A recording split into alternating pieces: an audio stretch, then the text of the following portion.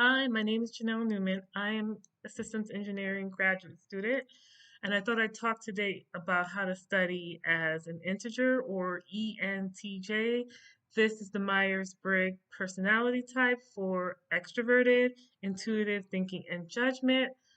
This video is important for people who are looking for study strategies, but focused on the integer to encourage them to embrace aspects of their personality as they are learning new things. All right, so I'll begin by explaining. I have some prepared remarks, so I'll be referring to those. And I'll start with an explanation of the personality type. So, Myers Briggs has been widely discussed and is sometimes used in team development.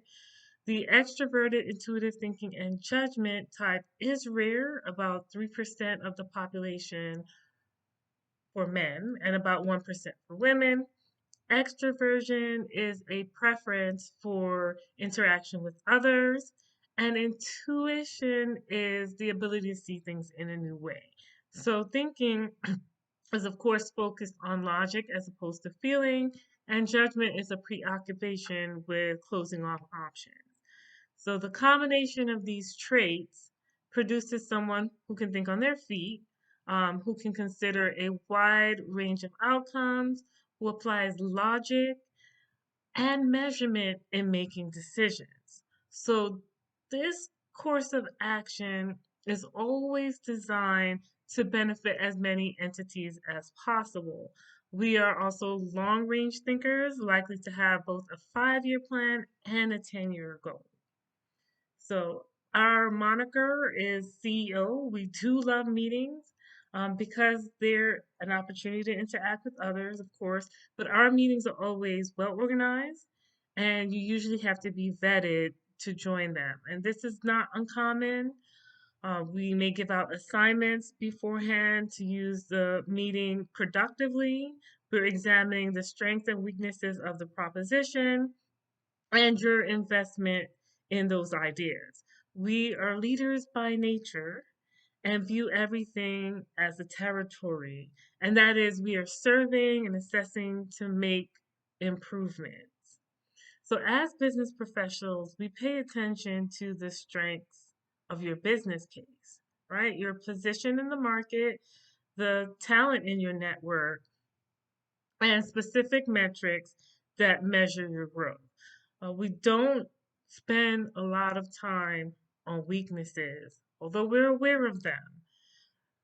Your job as a member of an ENTJ team is to perform in a way that enhances your talent. We're very invested in your success.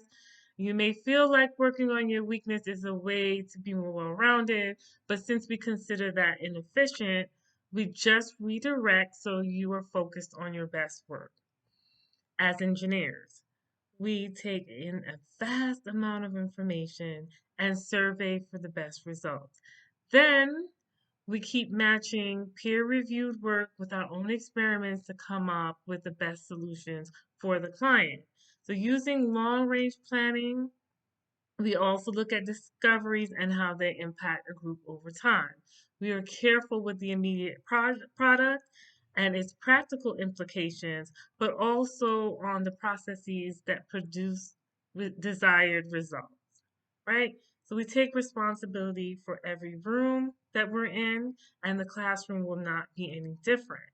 This simply means that for you as an integer to get the best out of your classroom experience, you're going to have to adopt the model that you are a leader.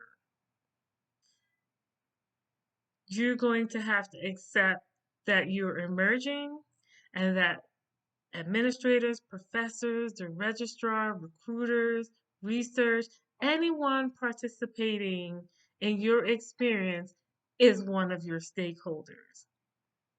The professor obviously is your first client because as instructors, they've made a promise to the institution that they're going to take raw material, that is, theories, labs, equations, tests, time constraints, and their coaching to produce a professional that can go out into the field and solve problems.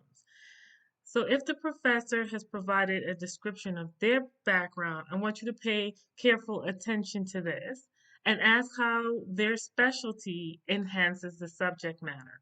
But in order to do that, first you have to understand the subject matter in a broader context, right? This is going to give you a framework for how you interact in the course. So, for example, if your professor cares about critical thinking, then you're going to test all of your paragraphs, responses, discussion routes, posts, using reasoning, deductive language, and even including things like a proof. So you'll say point one plus point two equals conclusion, right? You're going to set up all of your paragraphs, all of your work using that framework. Okay. So if they care a lot, for example, about new research, you're going to explain everything that you need to answer the assignment's question, but also expound on how new research applies or is needed.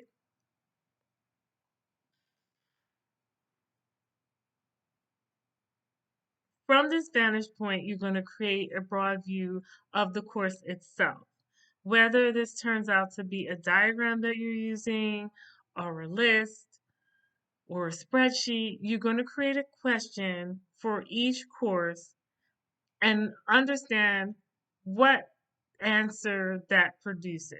So the next rung on this ladder is to look at the material, right? So say you have 13 courses that you're going to need to satisfy to get your degree, you're going to have 13 questions. So, in the specific course that you're in, you're going to look at how that professor has organized all of the material to answer that broader question.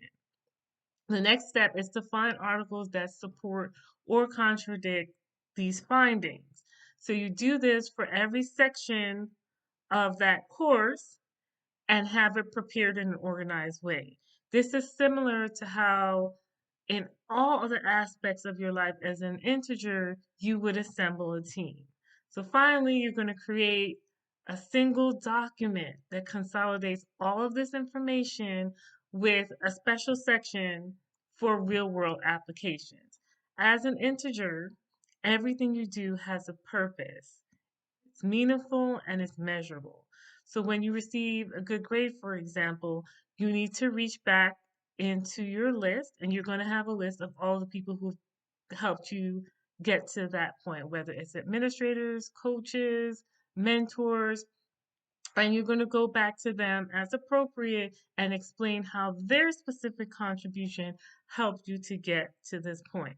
For professors, you may put this type of information in an exit interview, right? So in a separate video, I would like to discuss note taking, group work, mentoring, and networking rather, and how that supports you as a student, right? So in short, integers are extroverted and intuitive. We rely on thinking and judgment. And even though we have an intense work ethic and can be productive for long periods of time alone, we prefer to be in groups and engage others. We look for new ways to do things. We do not throw out a current model unless it's inefficient and needs improvement. And we would be the most likely person in an organization to explain to you exactly what a value is in the work that you're doing. We think about outcomes and systematically eliminate weak options. We also have deep feelings, but subject them and the feelings of others to the favorable outcomes that we've agreed on as a group or that the person has set for themselves, right? So we're your best ally for your success. We make decisions again based on logic and create both short and long term plans accordingly. Thank you for spending this time with me, and I'd like to ask you to like, subscribe, and look out for my future videos. Thanks.